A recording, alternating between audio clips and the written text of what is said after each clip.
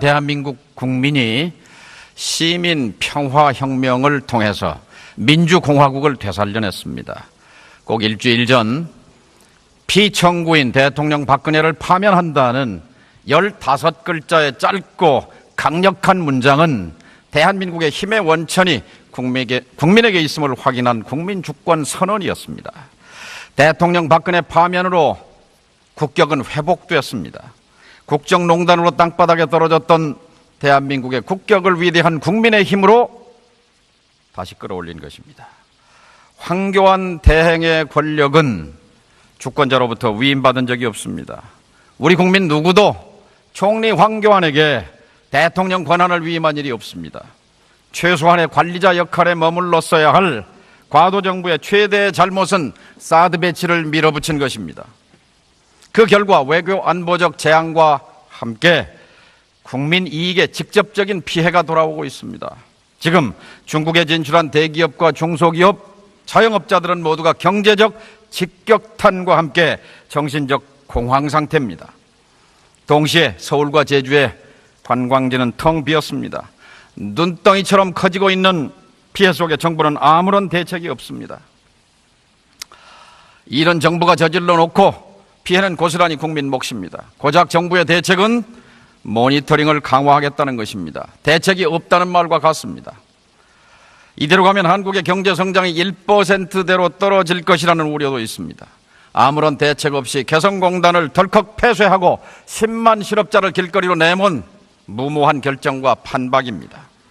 사드를 둘러싸고 벌어지는 미중 간의 힘겨루기와 갈등은 우리 역사의 비극적인 한 장면을 떠올리게 합니다.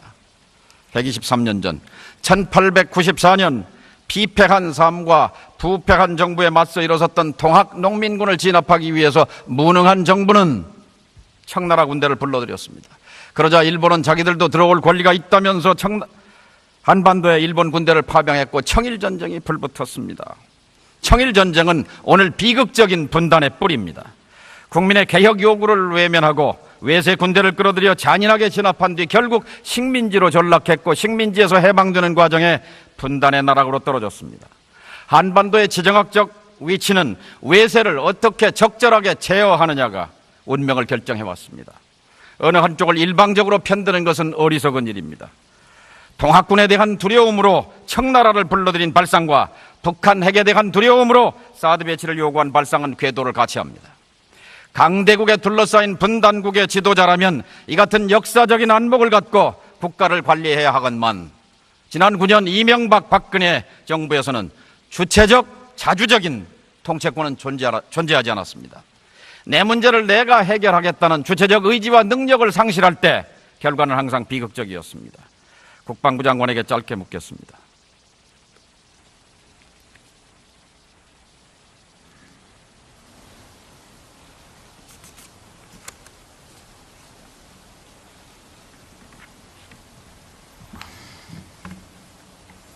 문서가 있습니까?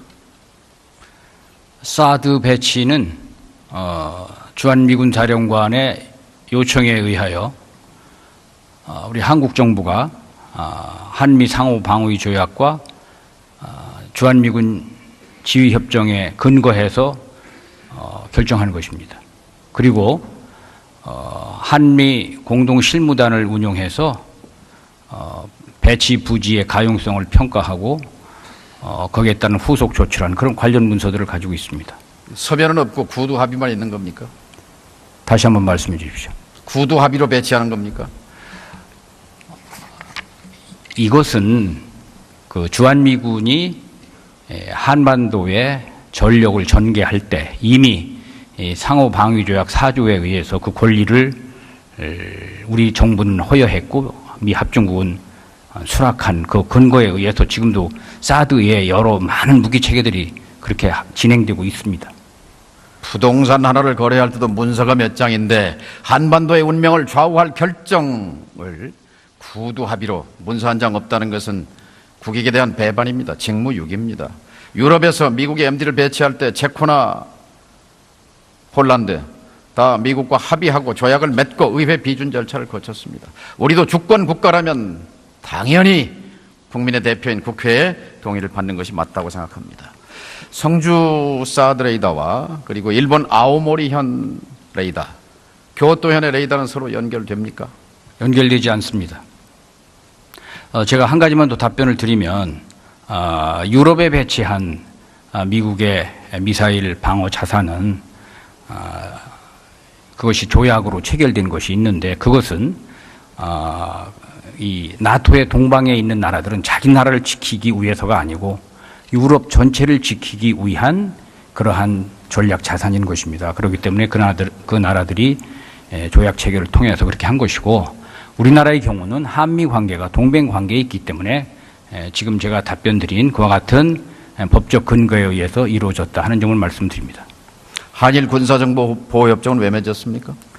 한일 군사정보 보호협정은 점증하는 북한의 핵미사일 위협에 대응해서 우리가 일본과의 정보 공유가 필요하기 때문에 맺은 것입니다. 장관은 정직하지 않습니다. 주한미군 사령관은 미국 의회에서 MD는 3단계로 배치된다. 1단계는 패트리어트 미사일을 설치하는 것이고 2단계는 한미일 정보 체계를 통합하는 것이고 3단계는 사드를 배치하는 것이다. 이렇게 증언했습니다. 미군 사령관은 미국 의회에서 정직하게 보고하는데 한국의 국방부 장관은 국회에서 거짓말로 일관합니다. 자, 총리와 외교부 장관은 사드를 배치하면 하더라도 중국의 경제 보복은 없을 것이라고 밥 먹듯이 말해왔습니다. 거짓말이었지 않습니까? 대통령 박근혜 파면도 그 뿌리에는 거짓말이 있습니다. 정부는 정직해야 합니다. 자, 들어가셔도 좋습니다. 사드 배치를 놓고 앞으로 많은 법적 절차가 남아 있습니다. 환경 영향 평가도 받아야 하고 부지 공여 협정도 맺어야 하고 또 군사시설 지정 절차도 밟아야 합니다. 이 같은 법적 절차를 깡그리 무시한 채 물건부터 갖다 놓겠다는 것은 명백한 불법입니다. 더구나 미사일 따로 발사대 따로 레이더 따로 건건이 들여올 때마다 뉴스거리로 만드는 것은 뭔가 정치적 의도가 있다고 합리적 의심을 품을 수밖에 없습니다. 사드는 수송기로 하루면 옮겨올 수 있는 장비입니다. 배치 몇 달 전부터 창고에 갖다 놔야 할 이유가 어디에 있습니까? 우리는 미국에게도 말해야 합니다. 오늘 오전 미국의 틸러슨 국무장관이 서울에 왔습니다. 틸러슨 장관에게 말합니다. 미국에게 한국이 소중한 동맹국이라면 군 통수권자가 있을 때 해야지 유고 상태에서 밀어붙이는 것은 주권 국가에 대한 대접이 아닙니다. 소란스러운 국내 정세를 틈타 야밤에 기습적으로 무기를 갖다 놓는 것은 동맹국에 대한 예의는 더더욱 아닙니다. 사드를 빨리 배치한다고 해서 북핵과 미사일이 억제되는 것도 아니지 않습니까? 이제 사드는 군사무기의 성격보다는 정치무기의 성격이 더 커졌습니다. 중국에게도 말합니다. 중국의 각종 무역 보복 조치는 자유무역의 수호자가 되겠다고 한 시진핑 주석의 약속과 어긋납니다. 중국의 보복은 국내에서 반중 감정을 일으켜 미래지향적인 한중 관계를 어렵게 할 것입니다. 사드는 북핵과 미사일 때문에 들여온다고 합니다. 그렇다면 근본 문제인 북핵 문제를 푸는 실마리를 찾아야 합니다. 한국이 나서야 합니다. 북핵 문제 해법을 마련하면 사드 문제 출구를 찾을 수 있을 것 아닙니까? 외교를 시작해야 합니다. 외교가 경제고 안보가 일자리며 평화가 복지입니다. 외교적 해법은 세 가지가 있습니다. 첫째, 우선적으로 압력을 빼야 합니다. 한반도를 둘러싸고 높아진 미중 간의 갈등 압력을 빼내기 위해서 남북한 간의 숨구멍부터 열어야 합니다. 남북 간 접촉과 대화를 재개해야 합니다. 그러면 압력은 내려갈 것입니다. 둘째, 미중 간 전략 경쟁 소용돌이 속에서 양자태기를 최대한 피해야 합니다. 미국과 중국이 세력 전쟁을 벌이고 있는 혼돈의 시기에 어느 한쪽에 편승하는 것은 정치적, 경제적 대가를 키우는 일일 뿐입니다. 따라서 외교에 총력을 기울여 한반도가 미중 간의 각축장이 되지 않도록 해야 합니다. 외교를 포기하면 끝자락에는 남는 것은 전쟁과 파멸밖에 없습니다. 셋째, 주체적으로 북핵 문제 해결의 틀을 만들어야 합니다. 한국은 구한말 조선 같은 약소국이 아니지 않습니까? 우선 핵 문제 해결의 3원칙을 다시 세워야 합니다. 첫째, 어떤 경우에도 북한 핵은 용납할 수 없다는 북핵 불용의 원칙. 둘째, 어떤 경우에도 한반도에서 전쟁은 안 된다는 전쟁 불용의 원칙. 그리고 또 하나, 끈질긴 대화를 통해서 문제를 해결하겠다는 평화적 해법의 원칙을 튼튼한 기둥으로 다시 세워야 합니다. 이 세 기둥 위에 우선적으로 미국과 중국, 남한과 북한을 테이블에 앉히는 사자 대화의 틀을 만들어야 합니다. 그 다음 단계로 지난 9년 동안 실종된 육자 회담을 복원시켜야 합니다. 제재에만 매달리고 외교를 포기한 결과가 어떻게 됐는지 오늘의 현실이 웅변합니다. 이명박 박근혜 정부가 육자 회담을 팽개친 결과 오늘의 외교 안보적 재앙을 참사를 초래한 것입니다. 유엔 안보리 역사상 가장 강력한 제재라고 하는 대북 제재 결의안에도 북한 핵 문제는 2005년 9월 19일 베이징 육자 회담 북핵 포기 합의로 돌아가야 한다고 밝히고 있습니다. 저는 당시 육자 회담을 지휘했던 NSC 국가안보회의 위원장이었습니다. 서로 등지고 돌아앉은 미국과 북한을 끌어당겨서 육자 회담 테이블에 앉히고 협상을 타결시킨 9.19 북핵 포기 선언 합의는 지난 100년 한국 외교사에서 우리가 주도적으로 노력해서 우리의 문제를 해법을 마련한 한국 외교의 금자탑이었습니다. 육자 회담을 살려내는 것은 우리 외교를 살리는 것이고 우리 민족을 살려내는 것입니다. 새로 들어설 차기 정부에서는 최우선적으로 외교를 작동해 신육자 회담을 성사시켜야 합니다. 이것이 우리 자손들에게 우리가 해야 할 급선무입니다. 자부심을 갖고 육자 회담을 살려내는 일에 나서야 합니다. 이제 과도 정부에 고합니다. 국무위원 여러분은 정당성이 미흡한 과도 정부에 선출되지 않은 권력입니다. 비선출 권력입니다. 비선출 권력이 선출된 권력처럼 행동해서는 안 됩니다. 중요한 의사결정은 국회에 맡겨야 합니다. 새로운 일을 벌려서도 안 되고 갈등을 일으켜서도 안 됩니다. 이것은 국민의 의사가 요구하는 바입니다. 경청해 주셔서 감사합니다. 네.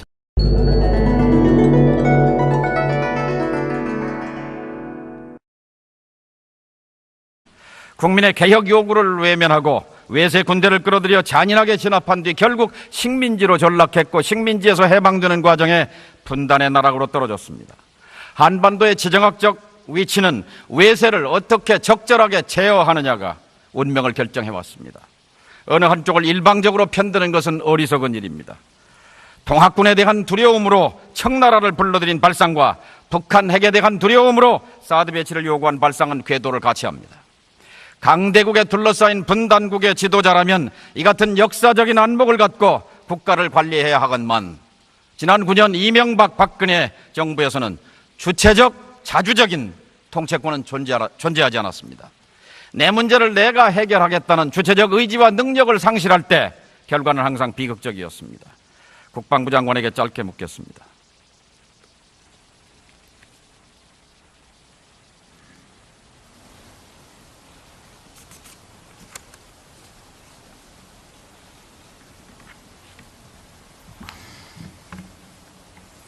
문서가 있습니까? 사드 배치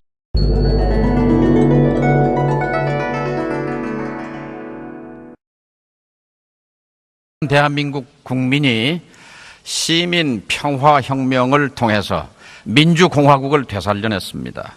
꼭 일주일 전 피청구인 대통령 박근혜를 파면한다는 15글자의 짧고 강력한 문장은 대한민국의 힘의 원천이 국민에게 있음을 확인한 국민주권 선언이었습니다. 대통령 박근혜 파면으로 국격은 회복되었습니다. 국정농단으로 땅바닥에 떨어졌던 대한민국의 국격을 위대한 국민의 힘으로 다시 끌어올린 것입니다. 황교안 대행의 권력은 주권자로부터 위임받은 적이 없습니다. 우리 국민 누구도 총리 황교안에게 대통령 권한을 위임한 일이 없습니다. 최소한의 관리자 역할에 머물렀어야 할 과도 정부의 최대의 잘못은 사드 배치를 밀어붙인 것입니다. 그 결과 외교 안보적 재앙과 함께 국민 이익에 직접적인 피해가 돌아오고 있습니다. 지금 중국에 진출한 대기업과 는 주한미군 사령관의 요청에 의하여 우리 한국 정부가 한미 상호 방위 조약과 주한미군 지휘협정에 근거해서 결정하는 것입니다.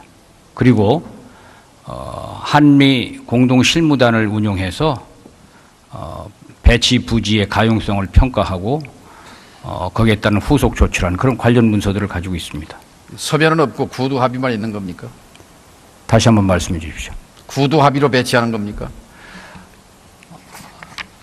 이것은 그 주한미군이 한반도에 전력을 전개할 때 이미 상호방위조약 4조에 의해서 그 권리를 우리 정부는 허여했고 미 합중국은 수락한 그 근거에 의해서 지금도 사드의 여러 많은 무기 체계들이 그렇게 진행되고 있습니다.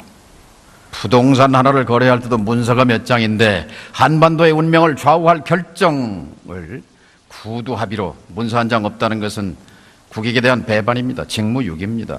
유럽에서 미국의 MD 기업 자영업자들은 모두가 경제적 직격탄과 함께 정신적 공황 상태입니다.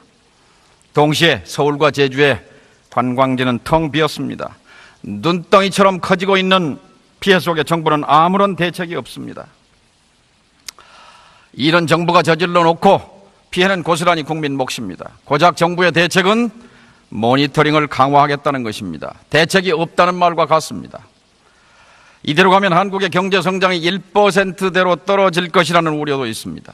아무런 대책 없이 개성공단을 덜컥 폐쇄하고 10만 실업자를 길거리로 내몬 무모한 결정과 판박입니다. 사드를 둘러싸고 벌어지는 미중 간의 힘겨루기와 갈등은 우리 역사의 비극적인 한 장면을 떠올리게 합니다. 123년 전 1894년 비패한 삶과 부패한 정부에 맞서 일어섰던 통학 농민군을 진압하기 위해서 무능한 정부는 청나라 군대를 불러들였습니다. 그러자 일본은 자기들도 들어올 권리가 있다면서 한반도에 일본 군대를 파병했고 청일전쟁이 불붙었습니다. 청일전쟁은 오늘 비극적인 분단의 뿌리입니다. 이를 배치할 때 체코나 폴란드 다 미국과 합의하고 조약을 맺고 의회 비준 절차를 거쳤습니다. 우리도 주권 국가라면 당연히 국민의 대표인 국회의 동의를 받는 것이 맞다고 생각합니다. 성주 사드 레이더와 그리고 일본 아오모리현 레이더, 교토현의 레이더는 서로 연결됩니까? 연결되지 않습니다. 제가 한 가지만 더 답변을 드리면 유럽에 배치한 미국의 미사일 방어 자산은 그것이 조약으로 체결된 것이 있는데 그것은 이 나토의 동방에 있는 나라들은 자기 나라를 지키기 위해서가 아니고 유럽 전체를 지키기 위한 그러한 전략 자산인 것입니다. 그렇기 때문에 그 나라들이 조약 체결을 통해서 그렇게 한 것이고 우리나라의 경우는 한미 관계가 동맹 관계에 있기 때문에 지금 제가 답변 드린 그와 같은 법적 근거에 의해서 이루어졌다 하는 점을 말씀드립니다. 한일 군사정보 보호협정은 왜 맺었습니까? 한일 군사정보 보호협정은 점증하는 북한의 핵미사일 위협에 대응해서 우리가 일본